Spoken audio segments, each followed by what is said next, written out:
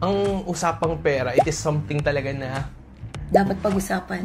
Sa relationship, sa family, open tayo sa topic na yun. Kasi ang money is something talaga na magiging part of our life. Kailangan natin ng pera. So, assets minus liability equals equities. Income minus expenses equals total na free money.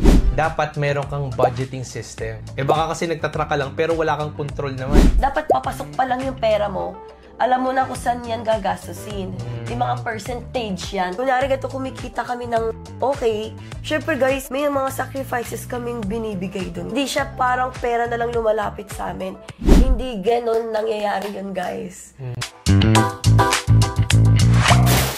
What's up guys? Welcome sa panibagong episode ng For Some Reason Love. Wala pa pala tayong podcast name. Hindi ko rin alam. Oo nga eh. Kaya ang nilagay ko na lang doon for the meantime, ano ba ginagawa natin? Nagkukwentuhan. So ginawa ko na lang literal, kwentuhan with Joel and Kat. Ay di, yun na lang. Mas simple. Ang gara. Pero guys, baka yung mga suggestions kayo ng podcast name, let us know. Pero for now, yan muna. So, big thanks sa mga nanood na ng podcast natin. Sa mga nag-follow sa ating Spotify. Ay, pina-follow din pala yun? Yes, may follow din yung love. Okay. Nag-follow ka na ba? Hindi pa. Oh, sige. Later. Yeah, we're doing it again. Panibagong setup naman dahil na-realize namin sa last setup, medyo makalat yung mga wirings dito. Kaya dito na tayo sa studio talaga natin. Yeah. Kamusta ka, love? Ako medyo pause pa. Pero guys, okay na to kumpara mga nakaraang araw. Grabe. Hindi ako halos makagalaw dahil sa sakit. But now, I'm doing great. Last episode, ako yung may sakit. Ngayon naman, ikaw naman yung nahawa. Yes. Pero mas malala yun sa kanya as in, hindi talaga siya makagalaw at walang boses. Talagang di makahinga. Pero at least you're better now. Yes. Okay. So dahil magaling na ako, let's start our podcast! Yeah. So, sasagot ulit tayo ng katanungan sa ating broadcast channel. I think may napili na tayo. Okay. Galing kay, paano ba sabihin pangalan nito? Ivory Neva. Yan. Ang question niya, how to manage money properly? Wow. From love guru to financial guru. Iba-iba. So, yun nga guys, sabi nga namin, di ba, magiging random talaga yung topics natin dito. Yes. Pero sige. Pero ilang beses na namin ito nasagot eh. Pero dahil short form lang yung nailalabas namin ngayon, mas natin na-expound. Yeah, that's good. And disclaimer muna guys So, hindi kami mga financial experts. Yes. Hindi kami professional na kung ano yung sabihin namin dito is ayun yung guaranteed way para mag-manage ng kaperahan. Yes. So, mas share lang namin syempre is yung alam namin. At yung ginagawa namin, guys. Yes. Pero, syempre, hindi naman natin pwedeng i-discredit din na sa pamamaraan na ginagawa natin pag-manage, somehow, di ba? Effective talaga siya for us. Yeah. Somehow, naging beneficial naman siya sa mga pinagagawa namin sa buhay. So, sige. How do we manage our finances? Actually, ang usapang pera, it is something talaga na dapat pag-usapan. Yeah, sobrang weird. Kasi ito yung talagang most of the time nagiging topic namin ni Kat, di ba? Yes. Even nung start ng relationship, hindi na talaga naging sensitive yung topic na yun sa akin. Kasi siguro sa family talagang sanay na kami pinag-uusapan yung pera. Kaya kahit nung start ng relationship, ano yung plans mo about your finances? Paano ka nagtitipid, di ba? Parang naging topic siya na natural lang sa atin. Oo, pero si Joel talaga yung nagturo sa akin kung paano mag-manage ng pera talaga. Kasi sa family ko naman, kabaliktaran, hindi kami open doon. Like sa mga ipon-ipon, ang alam ko lang, mami ko yung nag-iipon, mami ko lang yung nag-budget. Yes. Then, hanggang nung college ako, parang hindi ko pa rin alam kung paano ko yung minamanage yung pera ko eh. Nung natuto na lang ako, nung nakilala ko si Joel, naalala ko before, yung tinuturuan mo ako, i-track mo yung yung expenses mo or finances mo. Sabi ko, ayoko niyan. Nakikita ko lang yung mga gastos ko, may stress lang ako. Yan talaga. Exact lines mo. Yun lagi ko sinasabi sa kanya, parang almost, a year mo sa akin sinasabi mo, pero hindi ko ginagawa. Yeah, totoo. Ayaw niyang ayusin yung mga gastusin niya. Like, gusto niya, kung saan punta yung pera niya, yun na lang. Ayaw niya pang isipin yun. Kasi nagastos na ano pang sense na isipin True. na. Tama. Pero I think, very common yun sa mga Pilipino talaga na very sensitive yung topic ng finances. Pero I really believe na, especially sa relationship sa family, dapat open tayo sa topic na yun. Kasi ang money is something talaga na magiging part of our life. Majority part of our life, kailangan natin ng pera. Tama naman. Kaya maganda maging topic talaga na pinag-uusapan nyo, pinagpaplanuhan nyo. So yeah, nakakatuwa naman dito kay Kat kasi at a very young age, kahit nung nag-aaral pa lang siya, nung college ko kasi siya nakilala eh. Yan. So, syempre, medyo matagal ko rin siyang in-encourage para ayusin yung finances niya. Siguro, given na student pa lang siya, ang binabudget niya pa lang is yung personal allowance niya. Tuition. Yung pang tuition. So, very given, especially sa student. Pero talagang tinuruan ko na siya at the very start na, love, i-download mo tong may ginagamit kasi ako. Siguro hindi yung first step ko, love. Ah, yeah. Tama ka. Sige, go. Yun, diba? Gumagamit kami ng application. Ang pangalan, Money Manager app. Diba? Sobrang hindi siya sponsored, guys. Yeah. Ulit namin sinasabi, hindi siya sponsored. Yes. Pero ginagamit talaga namin siya. So, kung gusto mo i-manage yung kaperahan mo, dapat meron kang place kung saan nakikita mo yung kaperahan mo. So, yung literal, Money Manager app din yung pangalan niya. So, free app lang to. Pwede nyo rin siya i-download. So, sa application na to, makikita mo is, pwede mong ilagay doon lahat ng mga money na pumapasok sa'yo. Then, pwede mo rin ilagay doon yung mga expenses na ginagastos mo. Yes. So, yung basic formula naman sa accounting is yung assets, which is yung income na pumasok sa'yo, minus liability, which is yung mga expenses mo, equals total equity. I'm not sure kung tama yun na. Pero, so, assets minus liability equals equity. So, ibig sabihin, income minus expenses equals, ayun yung total na free money mo. Yes. So, ang goal namin doon, every month, syempre, dapat positive, di ba? Kasi pag negative yun, ibig sabihin, mas malaki yung expenses mo kaysa sa kita mo, di ba? Yes. So, that's a simple habit na talagang ginagawa ko na for more than 5 years na as in, na lahat ng gastos ko, kahit piso, 5 piso, nire-record ko yun, kahit candy lang yan. Sobrang OA na to. Naalala ko kapag nagdi-date kami ni Joel, sabi ko, every time naglalabas siya ng pera or may resibong dumadating sa kanya, kukunin na niya yung phone niya, tapos may ninonote na siya. Kahit piso, 5 piso, nilalagay niya dyan. Kahit nga yung pang-tip niya, nilalagay niya pa rin dyan. Yeah. Yung pala, nire-record na niya pala yung expenses niya. So, yun yung natutunan ko talaga na kahit sino kumakausap sa akin, yun talaga yung binibigay kong first advice. Siyempre, ang benefit kasi nun, kapag tinatrack mo yung expenses mo, nagkakaroon ka ng tinatawag na conscious spending. So, syempre, dahil alam mong nire-record mo siya, somehow may guilt feeling ka na, ba't ba ako naglabas ng ganitong kalaking pera? Very common kasi na, di ba, na minsan kapag sumahod yung isang tao, after a few weeks, saan napunta yung pera ko? Saan napunta, di ba? Kasi wala silang pinagagamitan para matrack kung ano yung mga pinagkagastosan nila, di ba? Like ikaw, pag tatanungin kita, ano yung ginastos mo last Monday ng 10 p.m.? Tama. Diba? Tama. Minsan naghahanap pa ako. Hala, kaka-withdraw ko lang, nasan yung pera ko? Doon ako na-convince ng Joel. Ayan, sabi sa'yo, mag-money manager ka na eh. Ayan, di ba? After that, di na ako tatanong sa kanya kung nasan pera ko. Kasi makikita mo na, di ba? So that's one benefit. Talagang magkakaroon ka ng conscious spending sa mga pinaglalabasan mo ng pera. And at the same time, lahat ng pumapasok naman sa yung income, salary man yan, commission, etc., malalagay mo rin doon. At least siya, di ba? Few years na rin siya ginagawa. And 3? Yeah, more than pa. More than pa talaga. So, ang goal namin is every month, dapat lumalaki yung doon sa dulong part.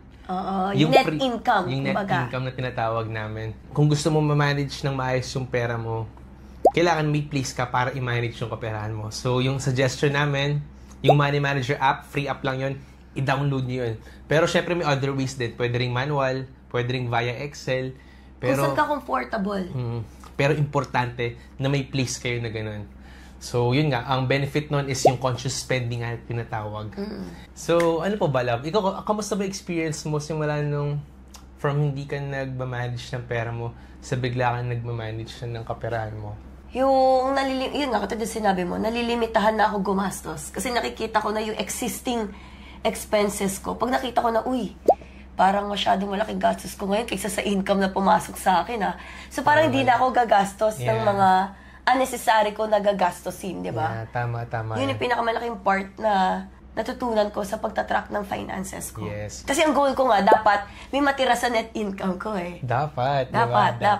And siguro isa pang tip yun na mabibigay ko rin, dapat meron kang budgeting system. Bukod sa tinatrack mo, baka kasi nagtatrack ka lang pero wala kang control naman.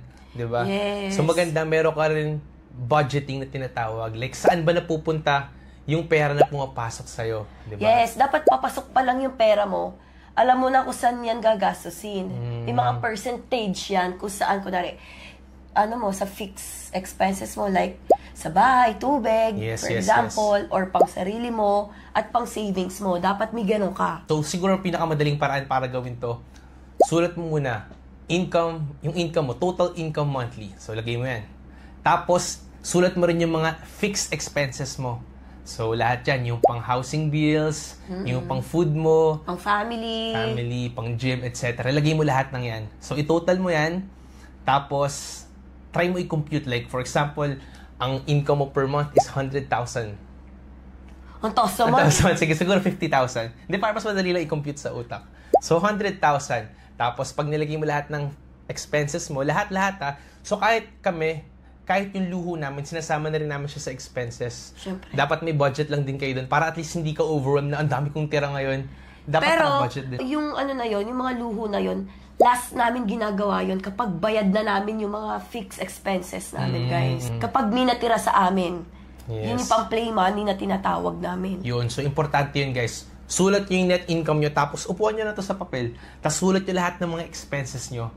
Tapos, kung tinutal mo siya, tapos parang sobrang sakto lang ng natitirang pwede mong i-save, gumawa ka ng adjustment. Like, ano yung pwede mong bawasan sa expenses mo na hindi naman necessary. Yan, tayo mong ayusin yan. Para at least, alam mo na rin at the back of your mind kung ano yung pwede mong matira after ng lahat ng expenses mo. Yes. Ang goal mo dito is may matira. May matabi ka. May lagay ka sa savings mo. Kasi kung wala, bakit? Ibig sabihin, hindi enough yung kinikita mo sa mga expenses mo sa buhay. Yes, diba? Tama yan. Magtatrabaho ka para lang... Magiging rat race lang siya na paulit-ulit lang mangyayari sa'yo monthly. Kaya yun, syempre hindi naman natin masisisi yung pinagdadaanan ng iba. Like let's say may mga dependents na sila, may mga anak, malaki yung bills nila. So wala na talaga silang natatabi at the end of the month. So dun ka magkakaroon talaga ng nagkakaroon ng discipline sa sarili mo. Like ano ba yung mga expenses dito na pwede kong bawasan? Or kahit nabawasan mo lahat ng yun, baka masyado na talagang maliit yung kinikita mo. So that's two things naman na pwede mong gawin eh. Babaan mo expenses mo or lakihan mo yung income mo. Totoo naman. Pero importante na nagbabudget kayo every month. So sa amin, ang naging principle namin ni Kat na napagkasunduan namin before pa to, meron kami tinatawag na 50-50 principle. Pauso lang namin yun. So dapat sa 100% ng income namin, yung 50% doon, natatabi namin. Ito yung time na wala pang house na nabili. Oo. Pero ngayon, iba na yun. Yes, iba na. Mas malaki na yung namin. Ay, hindi naman. Hindi yung expenses. Hindi, I think napanindigan pa rin natin siya. Totoo ba? Na-build na natin siya sa sarili natin. Okay. Pero yun, meron kaming 50-50 principle na tinatawag. Pauso lang namin yun na 50% ng kita namin, itatabi namin yan sa savings. Yes. Kasi nga may pinag-iipunan kaming something na malaking purchase, which is itong bahay nga. Yes, pero before namin ma-purchase to, guys, dumaan din kami doon sa pagtitipid, Like talagang yung kinita namin, talagang nilaan namin, may babayaran tayong bahay. So kailangan, may adjustment kaming ginawa. Yes. Hindi kami nakakain sa labas. Nagkonting sacrifice, syempre. Hindi kami nakakapag-travel. Yung mga ganung bagay. Ang dami namin sinacrifice for this. Pero nung nakuha namin to, ayun medyo bumalik-balik na kami sa dating buhay. It depends pa rin sa situation nyo. Pero, so sa amin, 50% yung nag-workout. Pero syempre, iba naman yung sa inyo. Pwedeng mas malaki pa. Pero pwede rin mas limited dun. Pero ang importante, dapat may sineset kayong percentage as savings. Yes. Hindi pwedeng mawala yan. Like, kahit konti yan, kahit 1,000, kahit 500, as long as may natatabi ka. Yes. Yun yung goal namin ni Joel. As long as may natatabi kami sa dulo ng buwan, okay na, masaya na kami. Yes. Kailangan nyo i-build kasi yung habit na yun. Like, syempre, sasabihin ng iba dyan na, hindi ko dapat nag-iipon ng pera. Diba? Ang dami na kasing mga nauuso ngayon na mga advices. Pero I really believe na hindi natin kontrolado yung buhay eh. Kaya nga tayo nag-iipon para maging ready tayo sa mga unforeseen moments. Yes. Diba? Like, let's say, siguro yung pagtatabi, yung enough lang for savings. Yes, tama naman din. Yes. Dapat talaga, as in, before kayong magluho-luho dyan, like, dapat may savings kayo for your emergency fund. Kasi nga, hindi natin alam kung ano yung pwede mangyari sa life. Like, all of a sudden, let's sabihin natin malaki yung kita mo, pero biglang nag-lockdown. Diba? Yeah. Tapos wala kang savings. Oo. Hirap nun. And based sa statistics like lahat ng mga high earners, like yung mga big earners, like yung mga kasali sa mga sports, tapos yung mga celebrities, most of them, malaking percentage yun, na kapag nag-retire na sila, nagiging broke ulit sila. From high income, tapos nung tumigil na sila sa trabaho, bigla sila file sila ng bankruptcy kasi hindi sila kapagtabi, di ba? Masyado silang naging kumpiyansa na ang laki ng kita ko monthly. So, para sa future, hindi sila nakapag-prepare. So, ayun yung iniiwasan natin, di ba? So, dapat, syempre, may savings tayo. So, yung budgeting, mag-set kayo guys ng sarili nyo. Pero, definitely, dapat may percentage ng income nyo na pupunta sa savings. Yes. Mas malaki ang percentage ng savings nyo dyan sa income nyo. Yes. Sa amin naman ni Kat ngayon, like after I mabili yung pinag-iipunan nga namin na house, actually, hindi naman siya dapat din ino-overthink mo yung pag-manage ng pera. Darating yung time na magiging natural na lang siya sa'yo. Yes. So, yun nga sa amin nga sa app na ginagamit, pakita mo yung manager mo. Expenses na makikita nyo, guys. Wala pang pumapasok. Yeah, pero darating, di ba, napansin mo rin ba, na parang naging natural na lang siya sa atin na, let's say, makita natin sa Money Manager app na, teka, parang yung expenses ko, lumagpas na ng 50% ng income ko. Parang somehow, mafe-feel ka na, teka, kailangan ko ng adjustment for the next month. Di ba? Yes. Parang automatic na lang siya. So, hindi na naman siya in-overthink na parang, ay naku, 45% lang yung naipon ko this month. Di ba? Parang hindi na kami ganun. Siyempre, may mga months na hindi natin alam yung mga gastos natin. Pero at least, meron tayong certain discipline na ginagawa sa self natin na, siyempre, may mga times na hindi natin siya magagawa. Pero at least, babalik lang ulit tayo sa track. Diba? Yes. Hindi naman kami parang obsessed sa lahat track. Dapat 50% at 50%. Oh. Hindi. Kasi depende po. Nag-negative pa kami. Kasi nga, may mga nilalabas kami sa investment. Mga ganyan. Yeah. As long as talaga nanonote, yun yung pinaka-importante sa amin. Yes. Nanonote and at the same time, meron kong sistema. Siguro yung advice ko naman is, sa mga luho natin, alam nyo na yan, very common na to. Nakikita niyo yan sa social media na palaging lumalabas. Na, ano yung quote na tinatawag na, don't live beyond, ano yun? Don't live beyond your means. Yeah, beyond your means, yeah. Beyond your means. Totoo yun, guys. Kung hindi nyo kaya bilhin ng 3 times or 2 times ng laman ng bangko nyo, hindi namin bibilin yan, guys. Kami ni Joel, before namin i-purchase yung isang bagay, nakatabi na yan, guys. Or sobra na namin yan. Or sobra na namin yan, guys. Totoo yun. Like, for example, yung resort na pinapagawa namin, before namin ipatayo yan, guys, inipon namin yan ng years. Before na, sobrang safe kami ni Joel na hindi kami papasok sa isang bagay na alam naming, hindi namin kayang, tama ba? Hindi kami papasok sa isang bagay na alam namin hindi namin kaya. Yes. Very takot kami talaga dyan. Kaya, before kami pumasok doon, meron na kami nakasecure. Yes. So, kapag bibili kami ng mga gusto namin sa buhay, dapat check muna kami ng bank account namin. Kaya ba natin bilhin 3 times, 2 times? Yeah. Or di ba ito masakit sa bulsa? Di ba namin ito uutangin or what? Actually, nandun tayo sa safe side. Pero may mga kilala rin tayong mga friends na entrepreneurs din na medyo risk-takers sila. Mas risk-takers sila sa amin na... Tama naman. Diba? So, depende pa rin yan sa kung ano nga yung risk tolerance mo. Yes. Actually, kung gusto nyo i-content yan, pwede namin i-content yan yung how do we spend our money. Marami rin kaming pwedeng ibigay dyan. Pero for now... Expert kami dyan sa pag-ganyan. Pero for now, sa managing money muna. Pero tama yung sinabi ni Kat. So, na-build na namin yung sistema na kapag hindi namin talaga afford ng more than 2 times, hindi namin siya bibilihin. Lalo na kung hindi naman talaga importante or luho lang talaga. Iba kasi usapan kapag investment doon pwede ka nang diyan papasok yung mga utang. Pero sa next podcast na yun, dahil maraming bagay yun. Pero kung luho lang talaga, dapat talaga pinag-iisipan. Diba? Or dapat may budget lang siya. Yun nga yung sinasabi natin na dapat sa budgeting system natin, nadala din yung luho natin. Kasi syempre hindi naman like what is life for kung di natin nagagawa yun, kung di natin na-enjoy yung kaperahan natin. Naman. So, isama mo na lang siya sa budgeting mo. Siyempre, everything na too much, pangit din naman. So, nagsiset lang dapat tayo ng budget doon. Yes. Sa pag-manage kasi ng pera, hindi yan something na siyempre in-overthink namin na yung nabanggit ko na gigising kami sa umaga na, ano ba dapat yung i-manage nating pera, di ba? Like, dapat parte na lang siya ng sarili mo, na habit mo na siya na nag-manage ng money. Pero hindi dapat nauubos yung oras mo kakaisip kung paano mag-manage ng money. So, mas magandang focus natin, instead of managing, it is yung earning, di ba? Mas maganda mag-manage ng pera kung may pumapasok sa'yo. Diba? Mas maganda yun. Yes. So, yun na yung focus namin. Pag na-build mo na yung habit na nag-manage ka ng pera mo, syempre, ang goal mo na everyday is how can I earn more?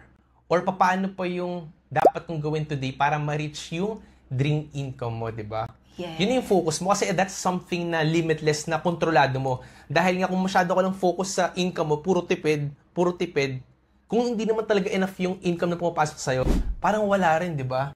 Kahit na maging 100% pa yan, kung ang 100% mo is maliit, di ba? Parang magiging limited ka pa rin. Paano mo ma-enjoy yung life?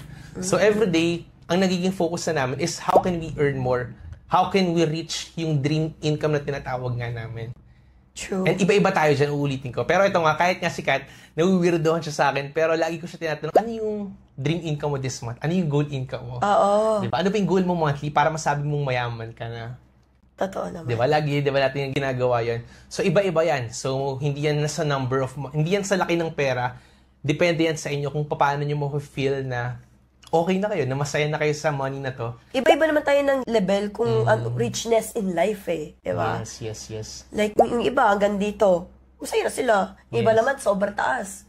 Diba? So, depende pa rin sa inyo. Pero importante guys, na may sinaset tayo sa sarili natin na mas mataas na earning capacity. Kasi nga, syempre, sa buhay natin, aminin naman natin hindi, totoo yung inflation, totoo na nagmamahal yung mga bilihin. Yeah. So, dapat sumasabay din yung kita natin. Diba? Yun din yung mahirap din. Paano pag nga limited na nga lang yung pumapasok na income sa'yo? Diba? Yun yung mahirap. Actually, mahirap sa Pilipinas. Diba? Yeah. Pero syempre, mahirap siya, pero hindi imposible. Yes. Another podcast, you know? How to earn more. Pero yun nga, yun yung importante. So, mas magandang focus natin yun after natin masettle yung habit na nagmamanage tayo ng pera is kung paano tayo mag-earn ng mas malaki. And that's the exciting part na thankfully, lagi naman kami thankful dito ni Kat talaga na parang dumating na kami sa point ng life namin na yun yung mga basic dream natin umpisa. Like yung makabili ng house, makapag-travel, mabili yung somehow mga gusto namin, nagagawa na namin siya. Kasi sa life namin, nag-focus kami, pinagsabay namin, habang nagmamanage kami, habang nagtitipid kami, we're doing our best para mag-earn ng mas malaki pa talaga. Kaya yun din siguro yung dream ko for everyone din.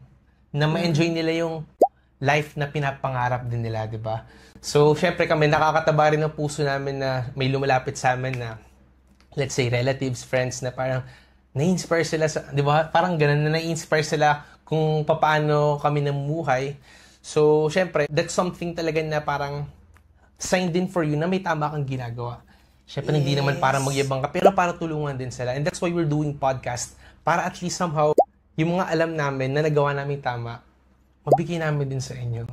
Yes, pero may price din yun, guys. Ibig sabihin, hindi porket, kunyari gato kumikita kami ng, sabihin natin ng okay, syempre guys, may mga sacrifices kaming binibigay dun, guys. Hindi siya parang pera na lang lumalapit sa amin. Hindi ganon nangyayari yun, guys.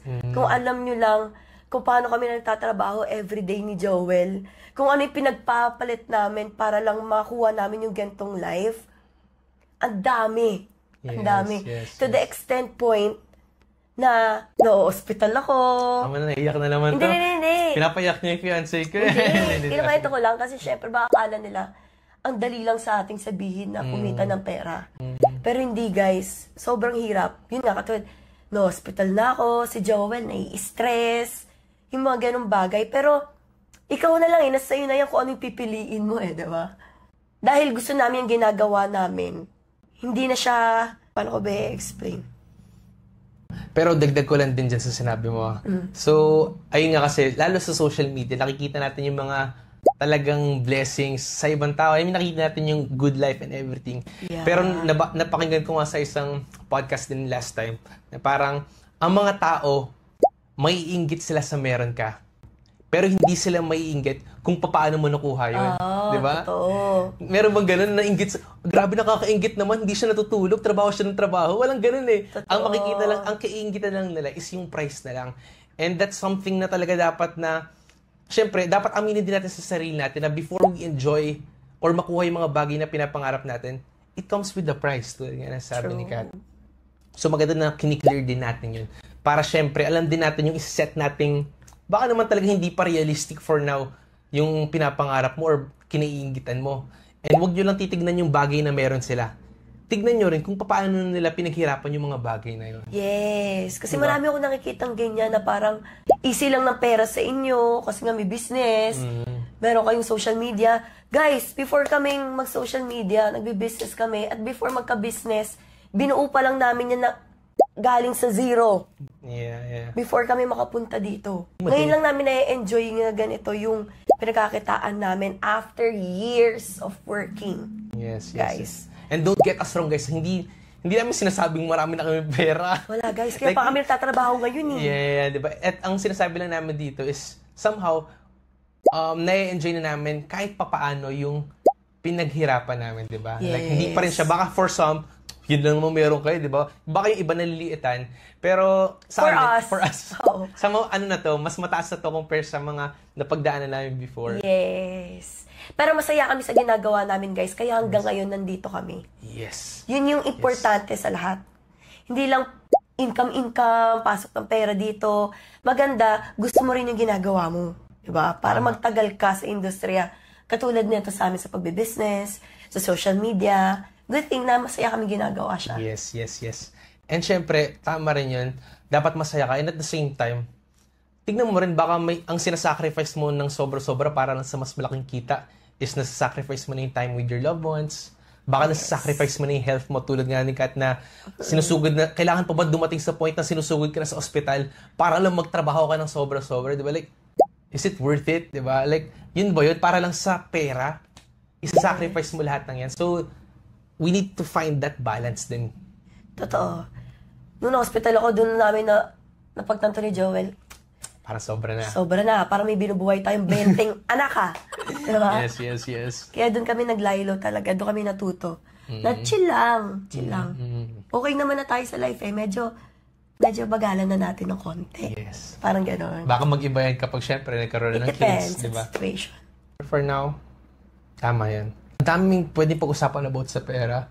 Totoo. Kaya, that's something talaga na talagang kami hanggang ngayon natututo pa rin kami. Kaya nagpapamentor kami, nakikinig kami sa mga podcast, nanonood kami, nagbabasa kami ng mga books. Kasi we're trying to learn more. Pero syempre, iba-iba tayo ng situation. Kaya nga, yung mga binanggit namin, that's something subjective for us na pwede nyong kunin yung mga bagay na fit sa inyo.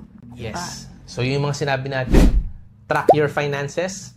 Pangalawa is budgeting. Kailangan may sarili kang sistema ng pagbabudget mo. So, dapat alam mo kung saan nakadistribute yung kinikita mo every month. Yes. Pero definitely, dapat sa budgeting yan, merong savings. Yes, dapat mas malaki ang natitirang pera sa savings. Yes. Ayun yung goal. And pangatlo, syempre, instead of after mo masettle na yung managing part, mag-focus tayo sa earning part naman. Yes. Diba? Hindi namin go broad pa yun, go deep yun. Pero syempre, yun naman talaga. Yun lang yung something na kontrolado natin. Dahil may limit sa pag-manage ng pera. Ang limitless is kung ano pa yung kikitain natin. Yes. At huwag gagastos nang hindi nyo naman talaga kaya. Tama yun, di ba? Buti ako, hindi ako maluho. Guys, pag gusto niyo yung topic na yun, kung paano namin ini-spend yung money namin, kung paano kami nag-budget for investment para sa leisure namin, pwede pag-usapan niya kung gusto nila naman. Eh ngayon maganda guys, pag may sistema na kayo, something automatic na yan for you. True. Ganun natin minamanage yung sa joint account.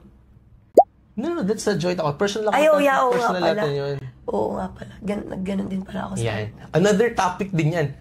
Pag bilang couple pa, dapat ba nagkakaroon kayo ng joint account? Ang dami nating topic Kasi ibang topic yun di ba? So, meron din kami joint account ni Kat. Ito yung mga sinabi namin, personal finances namin to. Yes. I think, that's a good na natin lahat. Yes, alright, sige. So, next topic na guys.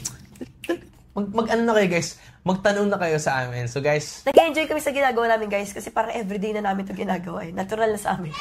alam ko na yung sasabihin mo eh. Ako din. Nagre-replay na siya sa mind ko eh.